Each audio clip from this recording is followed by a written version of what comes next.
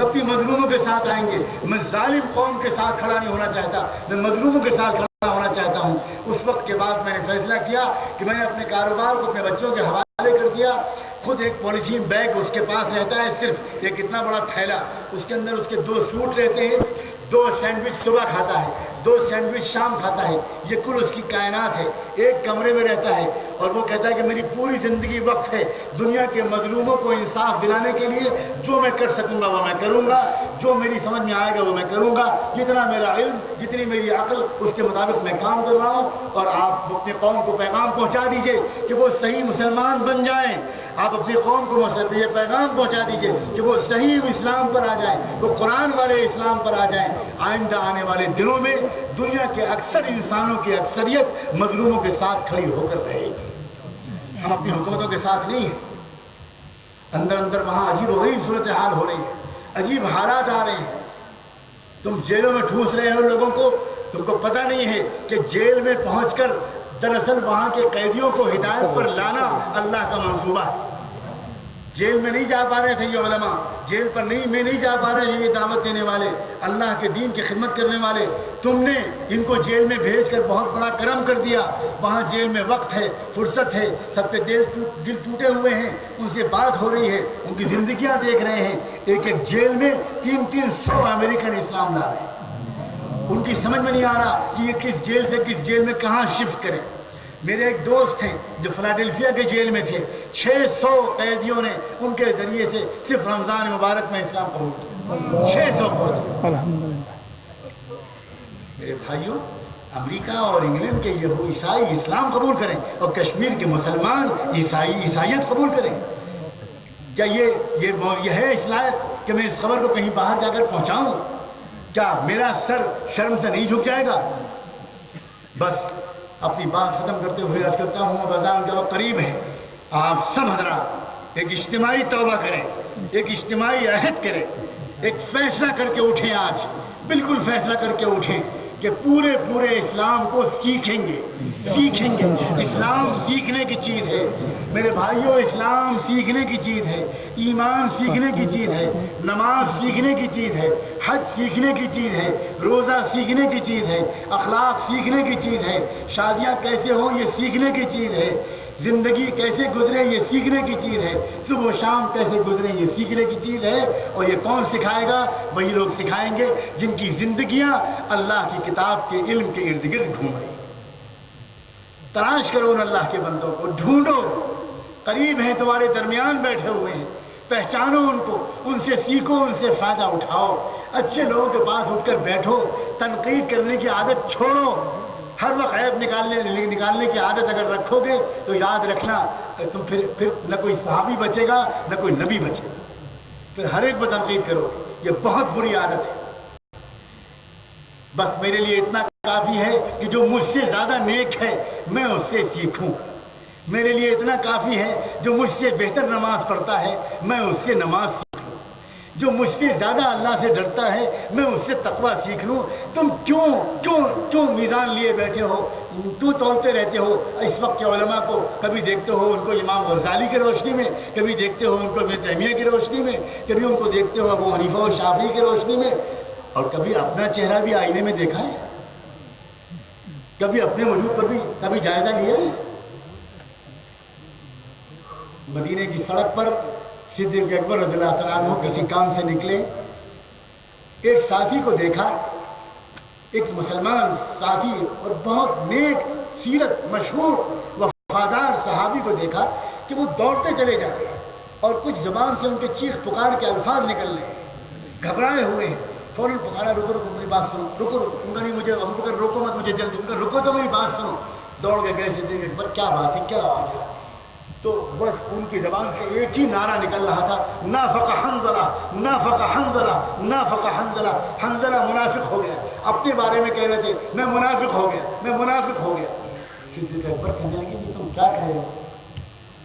तुम तो हमारे बहुत, और यही तो मुनाफ़क़त है कि अंदर कुछ और बाहर कुछ, और क्या निफाक़ है? आज अगर कोई हम में से कोई अगर इसी तरह की कोई बात अपने किसी बुजुर्ग से कहे, अपने किसी दोस्त और साथी से कहे, تو کیا کہیں گے ہم؟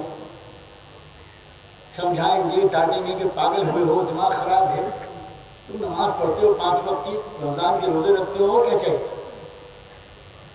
لیکن جانتے ہیں وہاں صدیق اکبر نے کیا کہا؟ صدیق اکبر نے کہا کہ حنظلہ تم نے تو میری آنکھ کھول دی. اگر یہ نفاق ہے کہ حضور کے پاس والی کیفیت کچھ اور گھر اور دکان والی کیفیت کچھ اور، تو حنظلہ یہ تو خالی تمہاری بیماری نہیں ہے، یہ تو میرا بھی مرض ہے. ارے حنظلہ مجھے تو پتہ ہی نہیں تھا، تم نے تو میری آنکھ کھول دی. چلو چلو میں بھی چلتا ہوں ساتھ میں. ابھی تو ایک بیمار چلا تھا ساری انسانیت کے طبیب کی خدمت میں اپنا علاج کرانے کے لیے، اب یہ 2 بیمار، اب یہ 2 بیمار چلے حضور کی خدمت میں.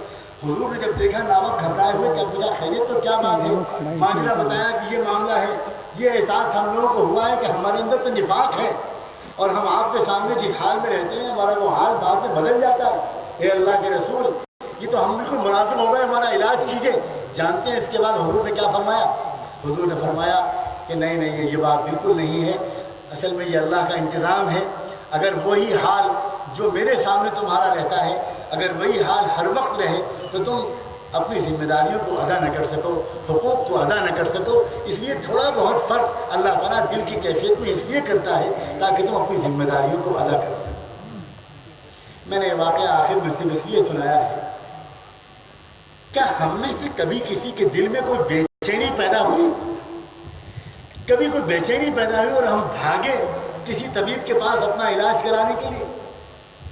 یعنی صدیق اکبر اپنے کو بیمار سمجھ رہے ہیں، حضرت حنظلہ اپنے کو منافق سمجھ رہے ہیں، اور ہم ہیں کہ ہم کو اپنی بیماری کا احساس ہے. ہم کسی کے پاس علاج کرانے کے لیے دوڑ ہی نہیں رہے.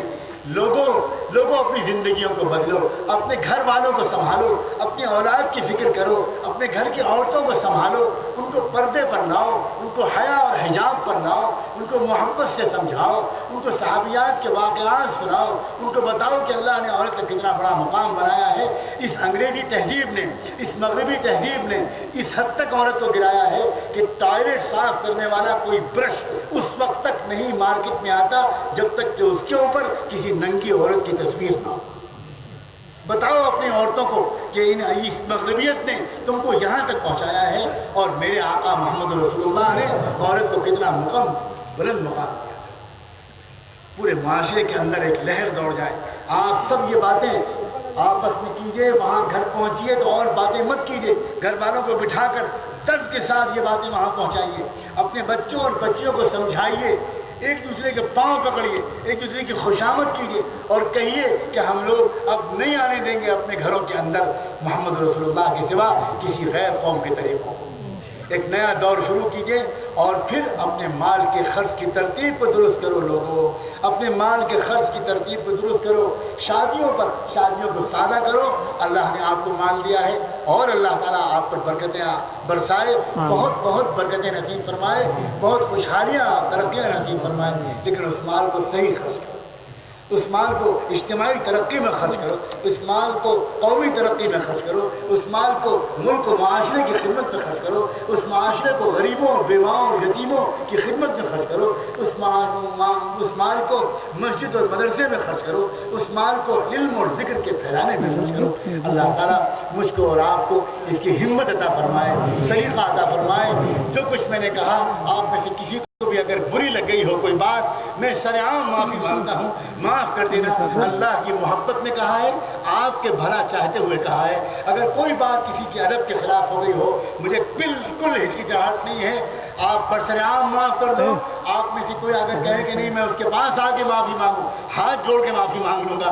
لیکن خدا کے لیے جو کچھ میں نے کہا ہے بری نیت سے نہیں کہا. محمد رسول اللہ کی امتیوں سے ایک ادنا امتی کے رشتے سے کہا ہے، یہ امید کر کے کہا ہے کہ آپ کے دل میں ابھی ایمان کا چراغ روشن ہے، ابھی بجھا نہیں ہے. اس سے پہلے کہ آندیاں کفر کی اور فسق کی اس کو بجھا دیں، اس چراغ کو بھڑکا لو اور اس سے اپنے پورے معاشرے کو روشن کرو.